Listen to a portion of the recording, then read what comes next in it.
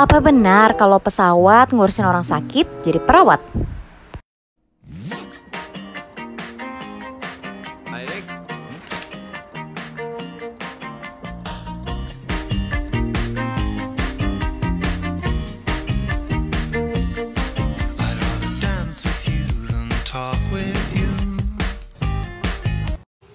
Assalamualaikum, welcome back to my video. Sesuai dengan janji aku, sekarang aku mau jelasin beberapa istilah-istilah dalam penerbangan yang tentunya biasa banget udah kita rasain selama kita naik pesawat atau menuju suatu destinasi, tapi kita nggak tahu namanya itu apa sih. Nah, kita mulai.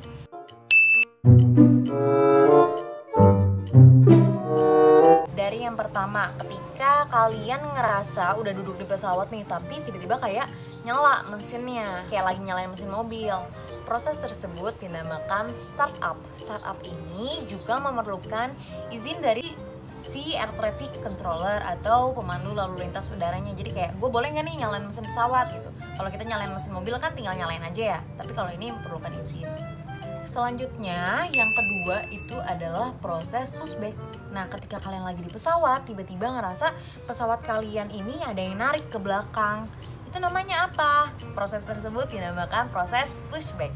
Kalian ngerasa kalian kayak mundur gitu. Padahal itu didorong dari depan ya. Jadi alatnya itu ditaruh di nose pesawat. Kalau kalian mundur gitu. Jadi nose pesawatnya itu menghadap ke arah taxiway. Selanjutnya sebelum masuk ke taxiway, emang taxiway itu apa sih? Nah, kalian pernah kan di pesawat itu kalian kayak ngelewatin jalan, terus ada belokan, ada pengkolan gitu, terus sebelum kalian lepas landas. Nah, jalan tersebut dinamakan dengan taxiway. Dan proses ketika kalian jalan ini nih, istilahnya mau ngantri untuk berangkat, disebutnya proses taxi. Nah, terus kan kalian tuh ngerasa pesawat tuh kayak dijejerin gitu ya, ada pesawat 1, 2, 3, terus aku nih kayaknya yang nomor 2, di belakangku nih ada pesawat lagi, tapi di depanku nih ada pesawat juga mau berangkat. Istilahnya kalau mobil lagi macet ngantri lah ya gitu. Sebelum kalian masuk ke suatu landasan, untuk kalian lepas landas sudah tahu belum namanya apa? Nah, landasan ini yang panjang banget ini namanya adalah runway. Nah, ketika kalian udah masuk ke runway, terus kalian ngerasa nih fase pelan, masih pelan, lama-lama kenceng banget, lama-lama ngangkat kan roda pesawatnya, sekalian terbang. Kalian udah ngerasa terbang nih, kalian pasti ngerasa kayak agak ketarik gitu kan, karena makin lama dia makin menungkik ke atas. Nah, proses ini dinamakan take off. Setelah kalian take off, udah nyampe di ujung runway, kok kayaknya pesawatnya agak belok ya. Nah, fase ini ketika kalian berada di ujung runway dan pesawat kalian udah terbang, namanya airborne.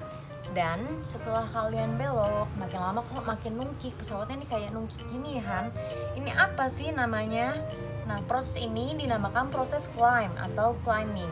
Jadi pesawatnya ini kayak naik ke atas, ke suatu ketinggian tertentu. Jadi ketinggiannya bisa berapa sih? Ketinggiannya itu ketika kalian masih di ujung runway itu sekitar 1.500 sampai 2.000, lama-lama makin naik sesuai dengan kondisi traffic atau pesawat ada diatur oleh seorang ATC, dan biasanya melewati 9.000, 10.000, 12.000, 15.000 sampai ke suatu level tertentu yang telah ditentukan. Misalnya levelnya tuh rata-rata 32.000, 33.000, 35.000 feet ya, 35.000 feet maksudnya.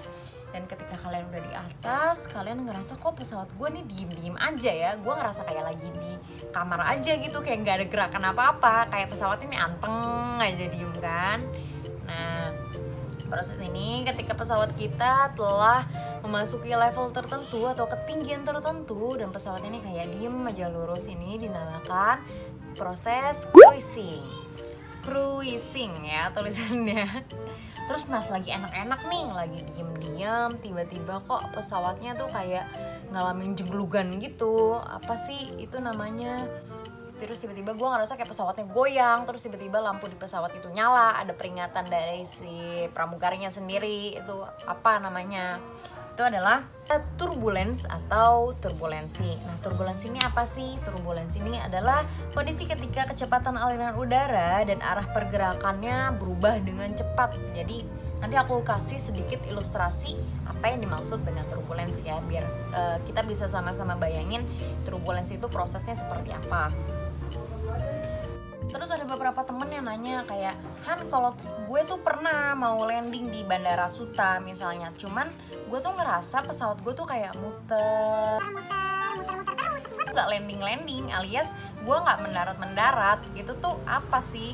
Gue ngapain pesawat gue di atas? Emangnya di atas tuh banyak yang ngantri selain gue?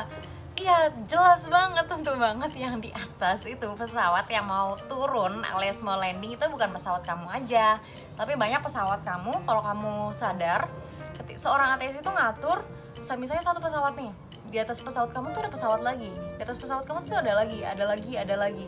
Jadi kayak ATC-nya tuh lagi nyusun pesawat ini ngantri buat turun alias buat landing itu. Nah, kenapa sih kok gue ngerasa pesawat gue tuh kayak muter-muter? Itu adalah proses holding. Holding ini dilakukan oleh seorang ATC untuk memberikan separasi atau jarak aman bagi antar pesawat. Yang aku bilang tadi kan pesawatnya lagi ngantri. Jadi cara biar mereka tetap aman adalah dengan memberikan holding. Jadi holding tuh muternya berapa kali, Han? Ya tergantung si ATC-nya itu memberikan separasinya berapa menit. Misalnya biasanya kalian dalam satu putaran itu bisa sekitar 4 menit. Kalau misalnya sedang diberikan separasi butuhnya cuma 4 menit ya berarti kalian di holding aja satu kali muter habis itu landing. Nah, itu namanya holding ya teman-teman. Nah, terus ada lagi setelah kalian berhasil mendarat di runway tadi, kalian keluar, belok lagi, masuk ke taxiway lagi, terus tiba-tiba kalian parkir. Nah, parkir ini ada namanya loh, namanya adalah parking stand. Jadi si pesawat itu kayak istilahnya parkir lah di suatu tempat.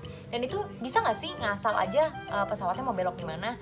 Enggak teman-teman, jadi udah ada koordinasi antara pihak Angkasa Pura atau pengelola bandara itu sama si ATC-nya. Misalnya pesawat si Lion ini mau ditaruh di parking stand itu nomor berapa. Jadi pihak AMC atau pihak dari Angkasa Puranya ini memberitahu kepada ATC tersebut, sehingga ATC tersebut menyampaikan kepada si pilot kayak, hey kamu parkir di nomor 15 ya, kamu parkir di nomor 3 ya, kamu parkir di nomor 5 ya. Seperti itu teman-teman.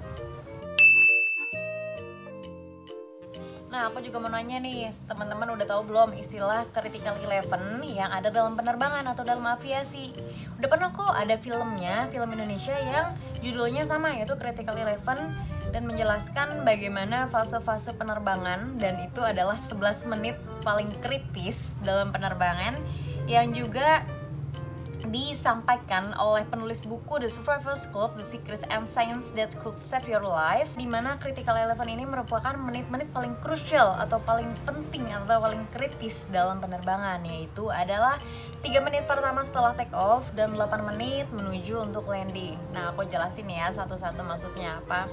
Jadi ketika 3 menit pertama si pesawat ini telah lepas landas, yang aku bilang tadi, proses airborne tadi yang udah aku jelasin, si pilot ini memerlukan konsentrasi yang sangat tinggi dalam melakukan komunikasi maupun melakukan pengaturan terhadap pesawat itu sendiri. Jadi kita pernah kenal dengan istilah autopilot. Apakah autopilot itu pesawatnya terbang sendiri? Jawabannya tidak. Jadi tetap harus ada orangnya. Jadi si pilot ini ketika 3 menit awal ini harus mencet-mencet kayak instrumennya banyak banget instrumennya. Kalau kalian lihat di kokpit ini ya, banyak banget instrumennya nih yang harus pencet ini harus diatur segini. Belum lagi si pilot dan co-pilotnya ini harus mengikuti instruksi ATC, misalnya di prosedur harus belok kanan ke arah radial misalnya 090 atau kecepatannya harus ke berapa atau harus terbang ke level berapa dulu karena adanya traffic yang lain dan lain-lain. Jadi fase ini sangat kritis dan banyak banget biasanya kecelakaan itu yang disebutnya di critical 11 ini sendiri. Dan yang dimaksud dengan -8 tadi kan aku bilang ya, +3 and -8. +3-nya itu ketika take off, dan -8-nya itu adalah ketika saat kita mau landing. Saat mau landing ini juga banyak banget instrumen yang harus dipencet-pencet sama si pilotnya itu, yang diatur, yang ditentukan oleh si pilotnya itu sendiri selama proses untuk landing. Jadi banyak banget yang harus dikerjain pilot. Belum lagi si pilotnya ini juga harus berkomunikasi dengan ATC seperti yang aku bilang tadi kan, apakah dia harus di holding, apakah dia harus dibelokin kemana dulu, atau ditahan ketinggian berapa. Jadi banyak banget komponen-komponen yang harus diperhatikan si pilot. Jadi pilot ini butuh konsentrasi yang tinggi banget pada saat si critical 11 ini. Jadi termasuk seluruh kru juga, aku pernah baca seluruh kru juga nggak boleh melakukan komunikasi dengan pilot pada saat itu, karena udah banyak ya kerjaan yang harus pilotnya itu lakuin sendiri. Dan kalian sadar nggak, ketika kalian mau take off atau kalian mau terbang itu pintu jendelanya tuh harus dibuka, dan kalian mau turun, pas kalian mau landing juga harus dibuka kan jendelanya itu secara psikologis. Dan secara prosedur untuk ke cabin crew itu sangat diperlukan untuk membantu, misalnya karena itu kan udah aku bilang ya tadi kan critical 11 yang paling kritis. Kalau sewaktu-waktu amit-amit jangan sampai gitu terjadi suatu yang tidak diinginkan, misalnya di mesinnya itu ada apalah, terus misalnya terbakar atau apa, jadi si penumpangnya bisa bantu lihat, dan si cabin krunya itu, si pramugari dan pramugaranya ini bisa gampang untuk melakukan evakuasi. Jadi